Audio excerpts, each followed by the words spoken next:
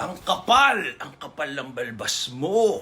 Idol, dati ang gwapo mo, laki ng iniba ng itsura mo. Pag nag-ahit ka, pogi ka. Thank you po, alam ko po yun. Hindi ko naman po gusto maging pogi yung panlabas na anyo. Hindi po siya mahalaga sa akin. May asawa na akong tao. Wala naman akong trabaho na kailangan pogi. Thank you po at naapektuhan kayo sa balbas ko.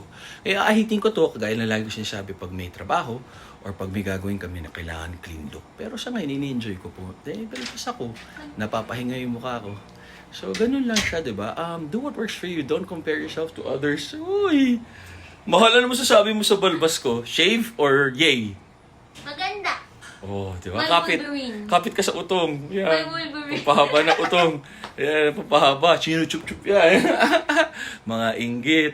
So, kung manglalait kayo or kung ano man negative, wag ako kasi tatawanan lang namin kayo. Pagkakakitaan lang namin kayo. Mamonetize. Tama kayo, mali ako na si Dr. Do what works for you. Hygiene yan. Pag naliligo ka, nag-deodorant. Tsaka sa kinakain, gut health. Kaya bad breath. Malalim yan. Ngayon ako po ay napakapawisin na tao at bata pa lang alam ko na kailangan maligo, kailangan mag-deodorant. Hindi ako nagpapabango kasi sensitive skin ko. Sa tingin nyo ba, magtatagal ako sa artista na kumabaho ako?